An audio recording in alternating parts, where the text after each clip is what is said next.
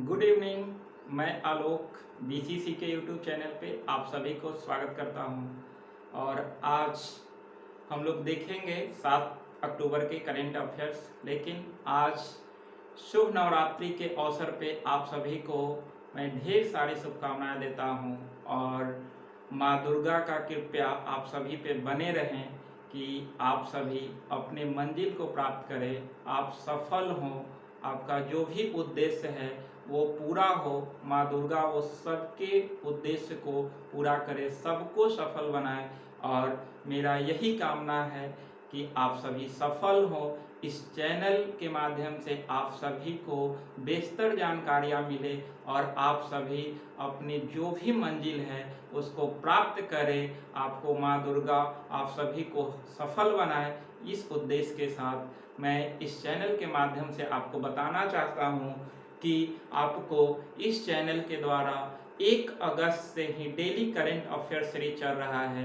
आप सभी इसको देखें और अपने तैयारी को बेहतर बनाएं। आप जो है वो जब तैयारी बेहतर करेंगे तो आपकी सफलता बेहतर होगी, आप अपने मंजिल को प्राप्त करेंगे।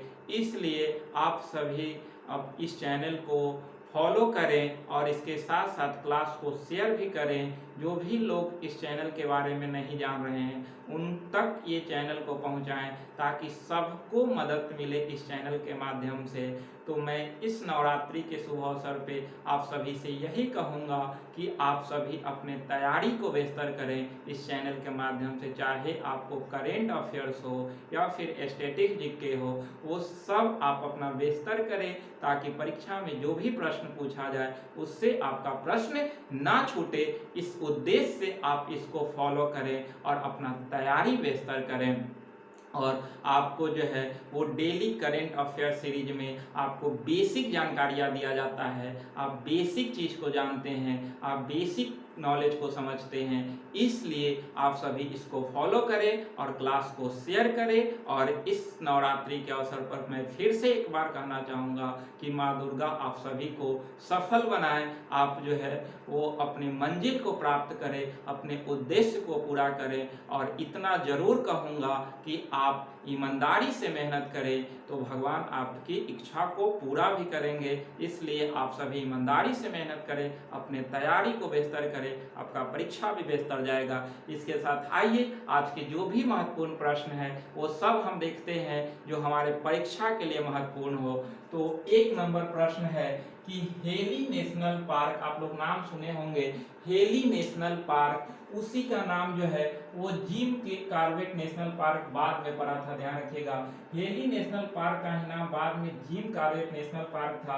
इसकी स्थापना 1936 में हुआ था। ध्यान रखिएगा, हेली नेशनल पार्क। अब इसका नाम जो है वो रामगंगा नेशनल पार्क रख दिया गया है। ध्यान रखिएगा, रामगंगा नेशनल पार्क रख दिया गया। हेली नेशनल पार्क का नाम आगे चलकर जिम कॉर्बेट नेशनल पार्क था, अब इसका नाम रामगंगा नेशनल पार्क रखा गया। ध्यान रखिएगा, काफी महत्वपूर्ण प्रश्न है, पूछना है ये प्रश्न कि जो है हाल ही में किस नेशनल पार्क का नाम जो है वो रामगंगा नेशनल पार्क किया गया। तो ध्यान रखिएगा, जिम कॉर्बेट नेशनल पार्क। ये जो है वो भारत का पहला नेशनल पार्क है, भारत का पहला नेशनल पार्क है। ध्यान रखिएगा, इसकी स्थापना 1936 में हुआ था।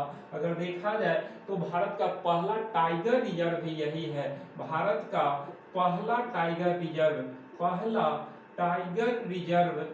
रिजर्व ही आपका ये जिम कॉर्बेट नेशनल पार्क ही था। टाइगर रिजर्व की घोषणा 1973 में हुआ था। ये भी प्रश्न पूछा जाता है, टाइगर रिजर्व यानी कि बाघों के संरक्षण के लिए 1973 में टाइगर रिजर्व घोषित हुआ था।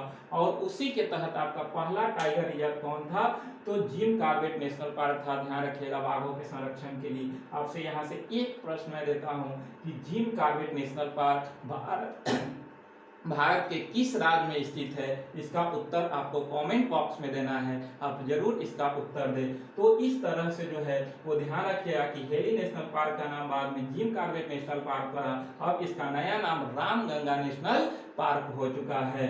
अगला प्रश्न देखते हैं कि महाबाहु ब्रह्मपुत्र नदी विरासत केंद्र, महाबाहु ब्रह्मपुत्र नदी विरासत केंद्र की घोषणा कहाँ किया गया? तो असम में ध्यान रखिएगा, ये असम में ही आपका जो है वो महाबाहु ब्रह्मपुत्र नदी विरासत केंद्र का उद्घाटन किया गया। इसका उद्घाटन किसने किया? तो हमारे उपराष्ट्रपति के द्वारा। हमारे उपराष्ट्रपति कौन है? तो वेंकैया नायडू। ध्यान रखिएगा, उपराष्ट्रपति वेंकैया नायडू के द्वारा ये घोषणा किया गया। अभी जो है असम के मुख्यमंत्री हिमंत बिस्वा शर्मा है, उन्हीं के द्वारा और जो है उपराष्ट्रपति वेंकैया नायडू के द्वारा इसका उद्घाटन किया गया। महाबाहु ब्रह्मपुत्र नदी विरासत केंद्र। ध्यान रखिएगा, ब्रह्मपुत्र नदी आपको पता है कि तिब्बत के मानसरोवर झील से 3 नदियां निकलती है, सिंधु, सतलज और ब्रह्मपुत्र। इसमें देखते हैं कि ब्रह्मपुत्र नदी जो है वो पूरब की ओर बहते हुए आपका जो है अरुणाचल प्रदेश में आकर जो है भारत में प्रवेश करती है और इस तरह से असम में भी बहती है और इसके साथ बांग्लादेश में चली जाती है। ध्यान रखिएगा, और बांग्लादेश में ही जाकर ये जमुना के नाम से जानी जाती है और जाकर गंगा में मिलती है और उसी में जाकर जो है वो मेघना के नाम से बंगाल की खाड़ी में गिर जाती है।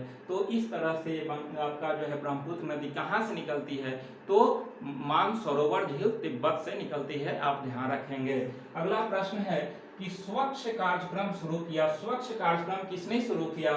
तो ये शुरू किया है आपका आंध्र प्रदेश सरकार। आंध्र प्रदेश के मुख्यमंत्री अभी कौन है? तो जगमोहन रेड्डी है। ध्यान रखिएगा, जगमोहन रेड्डी के द्वारा जो है वो आपका स्वच्छ कार्यक्रम शुरू किया गया। ये किशोरी छात्राओं के लिए है। ध्यान रखिएगा, किशोर छात्राओं के लिए है ये आपका स्वच्छ कार्यक्रम। इसका उद्देश्य क्या है? तो जो भी सरकारी स्कूल एवं कॉलेज के छात्रा हैं उनको गुणवत्ता युक्त सैनिटरी नैपकिन फ्री में दिया जाएगा। ध्यान रखिएगा, स्वच्छ कार्यक्रम के तहत आंध्र प्रदेश सरकार के द्वारा सरकारी स्कूल एवं कॉलेजों के छात्रों को गुणवत्ता युक्त सैनिटरी नैपकिन फ्री में दिया जाएगा और 120 नैपकिन प्रति वर्ष दिया जाएगा। ध्यान रखिएगा, 120 नैपकिन प्रति वर्ष देने जाने की घोषणा आंध्र प्रदेश के जगमोहन रेड्डी सरकार के द्वारा किया गया है। ध्यान रखिएगा। अगला प्रश्न है कि भारतीय भारोत्तोलन महासंघ के अध्यक्ष किसे चुना गया? तो ये चुना गया है आपका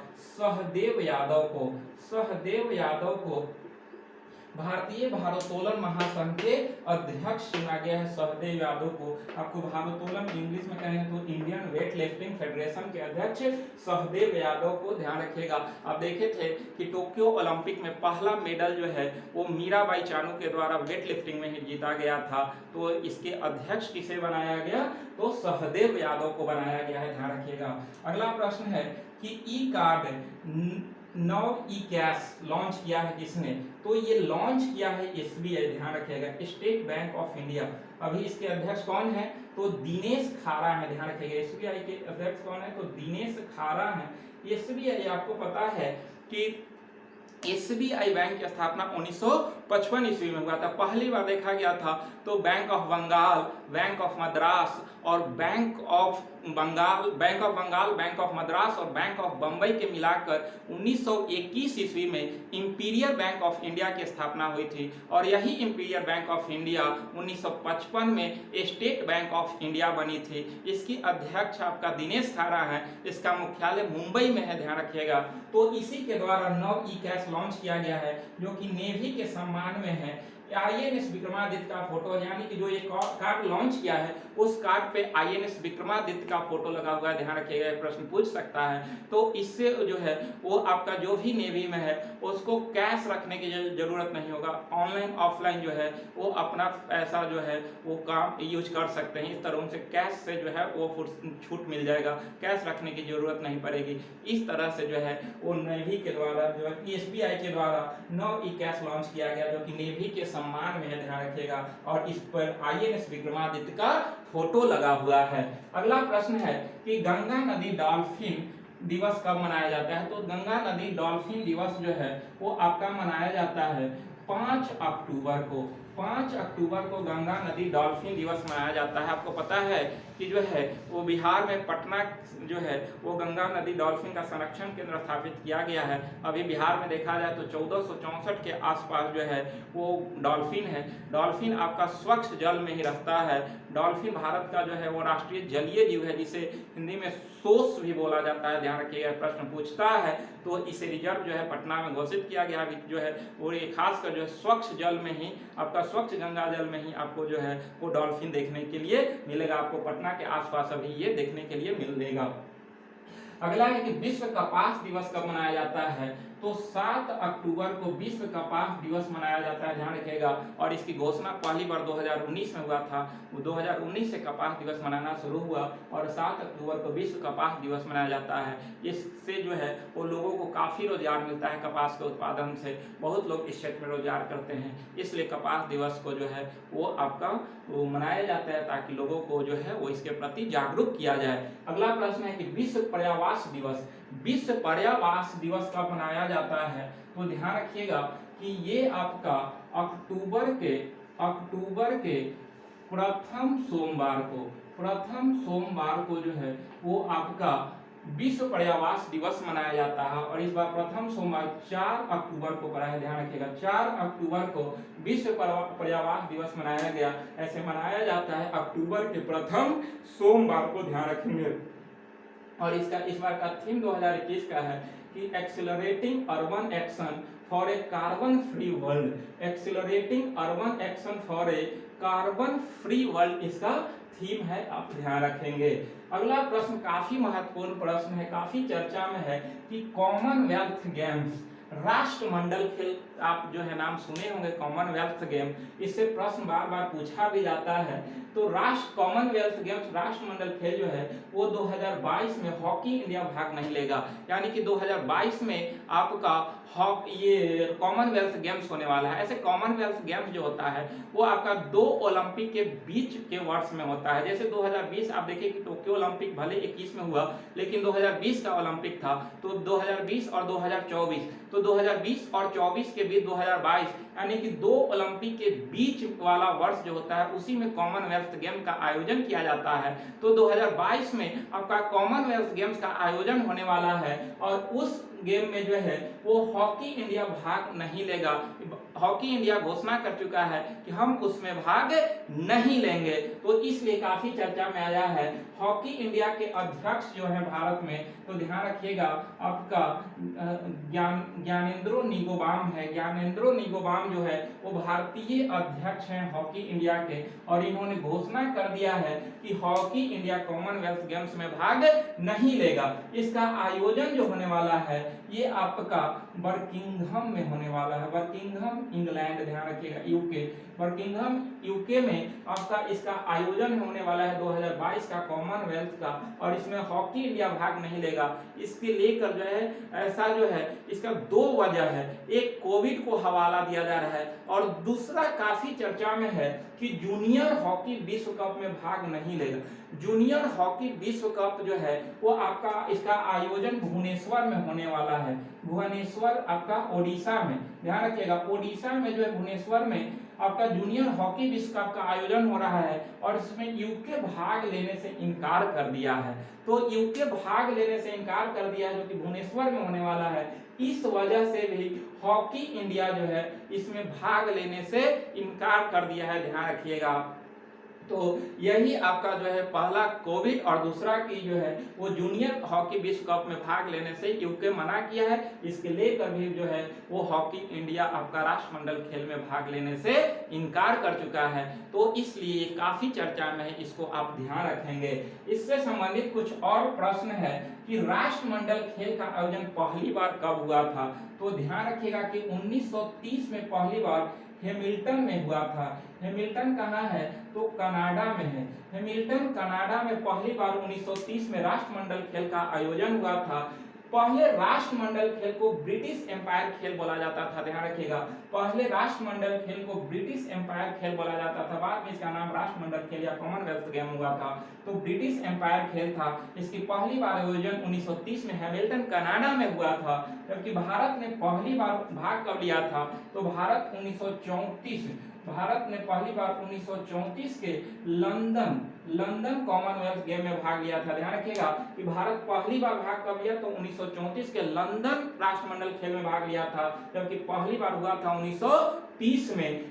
एशिया में पहली बार आयोजन कब हुआ था, तो ध्यान रखिएगा कि 1998 में आपका पहली बार मलेशिया में हुआ था।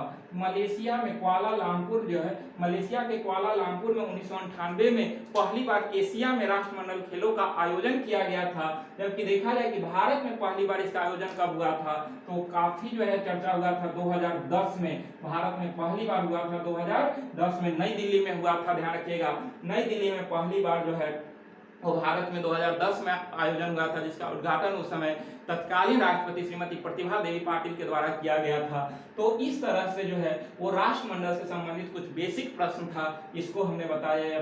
ध्यान रखिएगा, इससे प्रश्न हमेशा पूछते रहता है, इसलिए हम इस करेंट के वीडियो में आपको बेसिक जानकारियां देते हैं, क्योंकि बेसिक आपका क्लियर रहे। सिर्फ ये करेंट नहीं है, हम डेली बोलते हैं कि करेंट नहीं है, आपका बेसिक कॉन्सेप्ट को क्लियर करेगा, आप बेसिक चीजों को सीखेगा, इसलिए आप सभी इस वीडियो को देखें। तो ये राष्ट्रमंडल से संबंधित कुछ बेसिक था। इसके अलावा हम जो ओलंपिक पे वीडियो दिए थे उसमें हम ओलंपिक से संबंधित सारे जो है वो कॉन्सेप्ट को क्लियर किया था। अगर आप ओलंपिक वीडियो नहीं देखे हैं तो आप जाकर इसके प्लेलिस्ट में ओलंपिक देखें, क्योंकि आपको उसमें सारी ओलंपिक से संबंधित बेसिक जानकारियां मिल जाएगा। आप जो है वो बहुत अच्छे से समझ जाइएगा कि ओलंपिक क्या है। तो इस तरह से ये राष्ट्रमंडल था, इसलिए हम बार बार कहते हैं कि आप पीछे वाला भी वीडियो रिवाइज करके देखते रहें।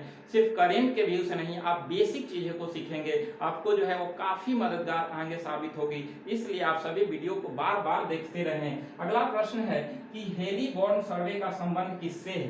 तो इसका संबंध जो है वो जल प्रबंधन से है। जल प्रबंधन से आपका जो है वो हेली-बॉर्न सर्वे का संबंध है, और इसको लॉन्च किया है, ध्यान रखिएगा, इसको जो है वो लॉन्च किया गया है आपका जोधपुर में, जोधपुर राजस्थान में इसको लॉन्च किया गया है। और शुष्क प्रदेश में जल प्रबंधन हेतु इसको लॉन्च किया गया है। जो भी शुष्क क्षेत्र है उसमें जो है वो जल प्रबंधन हेतु इसको लॉन्च किया गया है, और ये लॉन्च जोधपुर में किया गया। ध्यान रखिए, जोधपुर जैसे शुष्क क्षेत्र है, और वहीं आपका जल मंत्रालय के द्वारा लॉन्च किया गया है। और जल मंत्रालय संबंधी जो मंत्री हैं वो कौन है, तो आपका कल ही हम बताए थे कि जो है गजेंद्र सिंह शेखावत, गजेंद्र सिंह शेखावत जो है वो आपका प्रथम जल मंत्री थे। तो इन्हीं के द्वारा जो है ये आपको लॉन्च किया गया है हेली-बॉर्न सर्वे। तो जोधपुर में जल मंत्रालय के द्वारा गजेंद्र सिंह शेखावत के द्वारा ये लॉन्च किया गया है। तो शुष्क प्रदेशों में जल प्रबंधन हेतु हेली-बॉर्न सर्वे का संबंध जो है इसी जल प्रबंधन से है। इसमें है कि 3D की सहायता से जो है 500 मीटर नीचे तक के जो है वो जल के बारे में जो है वो देखा जाएगा, समझा जाएगा। इसके लेकर हेली-बॉर्न सर्वे का जो है वो उद्घाटन किया गया, लॉन्च किया गया। किसके द्वारा? तो जल प्रबंधन मंत्रालय के द्वारा, ध्यान रखिएगा। और इसका संबंध शुष्क प्रदेश में जल प्रबंधन हेतु है। तो इस तरह से 10 प्रश्न था जो भी आपका करंट के दृष्टि से जो है काफी महत्वपूर्ण थे। सिर्फ एक करंट नहीं था, बेसिक जानकारियां थे, इसलिए आप सभी इसको देखें और अपना तैयारी बेहतर करें। अभी जो है वो नवरात्र चल रहा है, आप जो है वो पढ़ाई के ऊपर भी ध्यान देते रहे, नहीं कि जो है छुट्टी को जो है वो छुट्टी समझे। आप जो है वो ईमानदारी से मेहनत करें, आप जो है वो समय को समझे कि समय कितना महत्वपूर्ण है, और उस समय के दृष्टि को जो है वो समझते हुए समय का सदुपयोग करते हुए अपने तैयारी को बेहतर बनाएं और आपका परीक्षा बेहतर जाए। तो इसी के साथ आज यहीं तक, फिर हम मिलेंगे नेक्स्ट वीडियो में। लेकिन आप सभी जो है वो ईमानदारी से मेहनत करें, समय दें, तभी आपकी तैयारी बेहतर होगा। इसलिए आप सभी जो है इसको देखें और क्लास को शेयर करें। आज यहीं तक, मिलते हैं हम नेक्स्ट वीडियो में। आप सभी को बहुत बहुत धन्यवाद।